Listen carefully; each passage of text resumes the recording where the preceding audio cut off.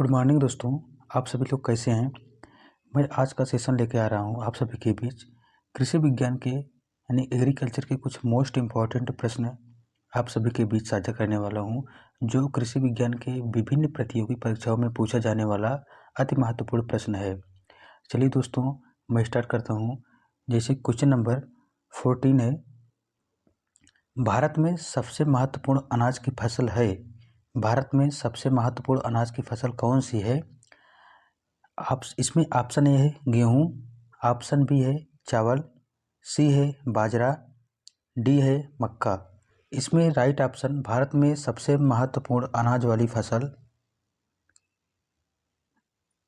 चावल मानी जाती है, चावल होगा। भारत में सबसे महत्वपूर्ण अनाज वाली फसल चावल है। देखिए दोस्तों, इसमें भारत में सबसे महत्वपूर्ण अनाज की फसल चावल है। विश्व में सबसे महत्वपूर्ण अनाज की फसल कौन है? गेहूं है। भारत की बात की जाए तो, रही बात अगर अपने भारत की बात की जाए, अपने देश की बात की जाए, सबसे महत्वपूर्ण अनाज की फसल चावल है। विश्व की बात की जाए तो सबसे महत्वपूर्ण अनाज की फसल क्या है? वो गेहूं है। 3 महत्वपूर्ण अनाज की फसल धान, गेहूं, मक्का है। ठीक है। क्वेश्चन नंबर 15 है, सरसों की खली का स्वादिष्ट होने का प्रमुख कारण उसमें पाए जाने वाला तत्व है।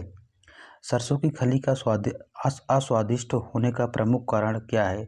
जो उसमें जो होता है, कौन सा एलिमेंट प्रेजेंट रहते हैं जिसके कारण वह सरसों की खली का अस्वादिष्ट होता है, होता है उसका स्वाद। ऑप्शन ए है सिनरीजिन, ऑप्शन ए है सिनिरजिन, बी है कैरोटीनाइड, सी है सेलेनियम, डी है मैग्नीशियम। इसमें राइट ऑप्शन ये करेक्ट होगा, सिनिरजिन। सरसों की खली का अस्वादिष्ट होने का प्रमुख कारण है जो है वो सिनिरजिन नामक तत्व पाया जाता है, इसके कारण वह अस्वादिष्ट होता है। ठीक है। इसमें कुछ मोस्ट इम्पॉर्टेंट पॉइंट दिया है, जैसे दोस्तों देखिए यह दिया है, सरसों की खली का अस्वादिष्ट होने का प्रमुख कारण उसमें पाए जाने वाला सिनरजिन तत्व है। जैसे कुछ फसल दिए गए हैं, जैसे फसल अस्वादिष्ट होने का प्रमुख कारण मूली आइसोथायोसाइनेट। मूली में जो होता है, जो मूली जैसे आइसोथायोसाइनेट, मिर्च में कैप्सेसिन, प्याज में एलाइल प्रोपाइल डाइसल्फाइड, लहसुन में एलिसिन के कारण जो है इसमें कुछ अस्वादिष्ट होने का प्रमुख कारण दिए गए हैं। ठीक है। बहुत मोस्ट इम्पॉर्टेंट प्रश्न था। क्वेश्चन नंबर 16 है, फलों को भंडारण करने से पूर्व किस रासायनिक तत्व से उपचारित करना चाहिए। यानी कि अगर हम फ्रूट्स का अगर स्टोरेज करते हैं तो स्टोरेज करने से पहले किस रासायनिक तत्व से उपचारित करना चाहिए।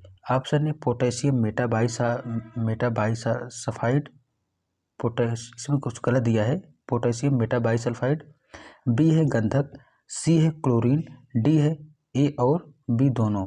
इसमें राइट ऑप्शन बी करेक्ट होगा, गंधक। ठीक है। फलों को भंडारण करने से पूर्व गंधक नामक रासायनिक से उपचारित करना चाहिए। इसमें कुछ मोस्ट इम्पॉर्टेंट पॉइंट दिया है दोस्तों, जैसे देखिए, एक मिनट, फलों को भंडारण से पूर्व पोटेशियम मेटाबाइसल्फाइड या गंधक से उपचारित करना चाहिए। उपचारण के पश्चात एल्यूमीनियम या स्टील के ट्रे में फैलाकर ड्रायर 50 से 60 डिग्री सेल्सियस पर सुखा लेना चाहिए। भंडारण के लिए साफ, ठंडी एवं शुष्क जगह का ही चुनाव करना चाहिए। क्वेश्चन नंबर 17 देखिए, अन्न भंडारण के समय दानों में नमी कितनी होनी चाहिए। यानी यदि हम अन्न भंडारण कर रहे हैं तो उस समय दानों में कितनी % नमी होनी चाहिए। कोई भी ग्रेन्स का अगर हम स्टोरेज करते हैं तो उस समय जो है उसमें मॉइस्चर कितना होना चाहिए। ऑप्शन ए 15% से ऊपर, ऑप्शन बी 10% से कम, ऑप्शन सी है 14% से नीचे, डी है 14% से ऊपर। इसमें राइट ऑप्शन सी करेक्ट होगा, 14% से नीचे। ठीक। अन्न भंडारण के समय दानों में नमी की % जो मात्रा होती है वो 14% से नीचे होना चाहिए। इसमें कुछ मोस्ट इम्पॉर्टेंट पॉइंट दिया है, जैसे देखिए अन्न भंडारण के समय दानों में नमी 14% से नीचे होनी चाहिए। इससे दोनों में फंगस लगने की संभावना नहीं रहती।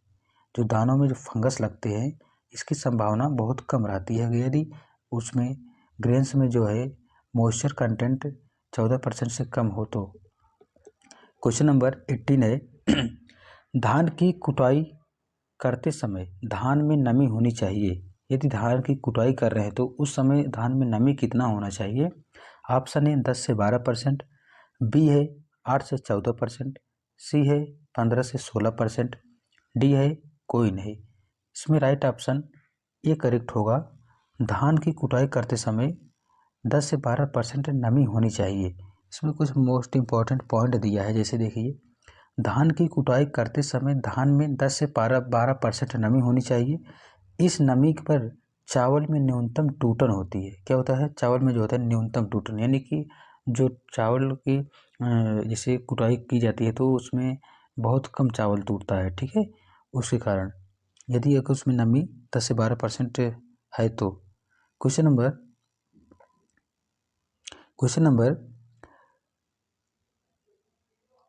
19 है केले का भंडारण कितने डिग्री तापक्रम की आवश्यकता होती है? यदि हम बनाना का स्टोरेज करें तो कितने डिग्री टेम्परेचर की नीड्स होती है, ठीक है। ऑप्शन है 12 डिग्री सेल्सियस, बी है 20 डिग्री सेल्सियस, सी है 13 डिग्री सेल्सियस, डी है 10 डिग्री सेल्सियस, ठीक है। इसमें राइट ऑप्शन सी करेक्ट होगा 13 डिग्री सेल्सियस। यदि 13 डिग्री सेल्सियस पर केले का भंडारण किया जाए तो वहाँ सबसे उपयुक्त माना जाता है। इसमें कुछ मोस्ट इम्पॉर्टेंट पॉइंट दिया है, जैसे दोस्तों केले का भंडारण 13 डिग्री सेल्सियस तापक्रम पर तथा 85 से 95% अपेक्षित आर्द्रता पर 3 सप्ताह की अवधि के लिए किया जाता है, ठीक है। क्वेश्चन नंबर 20 है केले के फल को पकाने के लिए कितना तापक्रम उपयुक्त होता है? यदि हम केले के फल को पका रहे हैं तो उसके लिए उपयुक्त टेम्परेचर कितना रखते हैं? ऑप्शन है 20 डिग्री सेल्सियस, बी है 30 डिग्री सेल्सियस, सी है 35 डिग्री सेल्सियस, डी है 25 डिग्री सेल्सियस। केले के फल को पकाने के लिए दोस्तों केले के फल को पकाने के लिए 35 डिग्री सेल्सियस की आवश्यकता होती है, ठीक है। सॉरी दोस्तों 20 डिग्री सेल्सियस की आवश्यकता होती है, ठीक है। अब इसमें कुछ मोस्ट इम्पॉर्टेंट पॉइंट दिया है, जैसे केले के फल को पकाने के लिए 20 डिग्री सेल्सियस तापक्रम उपयुक्त रहता है। इसमें केला समान रूप से पक जाता है, यानी कि अगर हम यदि टेम्परेचर को 20 डिग्री सेल्सियस पर अगर केले को हम स्टोर कर पका रहे हैं तो वह केला जो है समान रूप से पक जाता है, ठीक है। क्वेश्चन नंबर 21 है हल्दी की प्रकंद की प्रोसेसिंग के अंतर्गत कितने तक धूप में सुखाया जाता है, कितने तापक्रम तक धूप में सुखाया जाता है? ऑप्शन ए 20 से 25 दिन, बी है 30 से 35 दिन, सी है 10 से 15 दिन, डी है 4 से 5 दिन। इसमें राइट ऑप्शन सी करेक्ट होगा 10 से 15 दिन, यानी कि हल्दी की प्रकंद की अगर प्रोसेसिंग की जाए तो वह 10 से 15 दिन तक उसको धूप में जो है सुखाया जाता है। इसमें मोस्ट इम्पॉर्टेंट पॉइंट दिया है, जैसे हल्दी में लाक्षणिक पीले रंग व स्वाद लाने के लिए उसकी प्रोसेसिंग की जाती है। सर्वप्रथम इसे पानी में उबाला जाता है जिससे इसमें विशेष स्वाद आ जाता है। इन्हें 10 से 15 दिन तक धूप में भली भांति सुखाकर एक ड्रम में डालकर पॉलिश किया जाता है जिसमें उसे जो होता है फिनिशिंग आती है। क्वेश्चन नंबर 22 है अनाज को भंडारित करते समय अनाज की ट्रीटमेंट को बचाने के लिए कौन सी दवा का प्रयोग करते हैं? ऑप्शन ए एल्यूमिनियम फास्फाइड की गोली, बी है जिंक फास्फाइड की गोली, सी है अमोनियम फास्फाइड, डी है इनमें से कोई नहीं। इसमें राइट ऑप्शन ए करेक्ट होगा अमोनियम फास्फाइड की गोली, यानी कि अनाज को भंडारित करते समय अनाज को कीड़ों से बचाने के लिए एल्यूमिनियम फास्फाइड का प्रयोग करते हैं। यदि हम अनाज को भंडारित कर रहे हैं या स्टोरेज कर रहे हैं उस समय अनाज में लगने वाले कुछ इंसेक्ट होते हैं, उससे बचने के लिए यानी बचाने के लिए एल्युमिनियम फास्फाइड का गोली का प्रयोग करते हैं। ठीक है। क्वेश्चन नंबर 23 है, अनाजों का भंडारण यानी अनाजों का भंडार करते समय क्या करना चाहिए? अनाजों का भंडार करते समय क्या करना चाहिए? ऑप्शन ए, सुखाकर अनाज का भंडारण किया जाए। बी है, पुरानी बोरियों का इस्तेमाल नहीं किया जाए। सी है, भंडारण की जगह का भी उपचार करना। डी है, उपरोक्त सभी। इसमें राइट ऑप्शन अनाजों का भंडारण करते समय क्या क्या सावधानी बरतनी चाहिए, तो उपरोक्त सभी होगा, यानी कि सुखाकर अनाज का भंडारण करें। दूसरा है, पुरानी बोरियों का इस्तेमाल नहीं करना चाहिए और भंडारण की जगह का भी उपचार करना चाहिए। मतलब जिस स्थान पर, जिस प्लेस पर हम स्टोरेज कर रहे हैं ग्रेन्स का, उसका अच्छी प्रकार से हम ट्रीटमेंट कर लेना चाहिए हमें। ठीक है। इसमें कुछ इम्पोर्टेंट क्वेश्चन पॉइंट दिया है। अनाजों का भंडारण करते समय अनाजों को अच्छे प्रकार से सुखाकर नई बोरियों में भरना चाहिए। जहाँ पर अनाज भंडारित करना है वहीं सही तरीके से उपचार कर लेनी चाहिए, कीड़े समाप्त हो जाए। मतलब जो मैं बता रहा था वही, जैसे कि जिस स्थान पर हम अनाज को भंडारण कर रहे हैं उस स्थान को जो है अच्छी प्रकार से उपचारित कर लेना चाहिए, यानी ट्रीटमेंट कर देना चाहिए, जिससे कि उस स्थान पर जो है रहने वाले कीड़ मकोड़े यानी कि इंसेक्ट जो है, इंसेक्ट एंड पेस्ट को क्या हो और समाप्त हो जाए, यानी कि किल कर जाए। ठीक है। क्वेश्चन नंबर 24, भंडारित अन्नदानों का नुकसान किन कारणों पर किया जाता है? किन कारणों से किया जाता है? ऑप्शन ए, भंडारित अनाजों में आर्द्रता मॉइस्चर की स्थिति। बी है, स्टोरेज में दो ऑक्सीजन की उपलब्धता।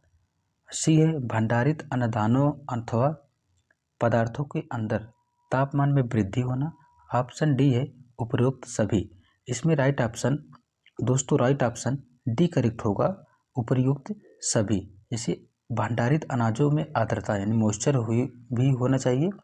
बी, स्टोरेज में 2% ऑक्सीजन की उपलब्धता होनी चाहिए। सी है, भंडारित अन्नदानों अथवा पदार्थों के अंदर तापमान में वृद्धि होना चाहिए। ठीक है। इसे कुछ पॉइंट दिए, जैसे भंडारित अन्नदानों का नुकसान मुख्यतः तीन कारणों पर निर्भर करता है।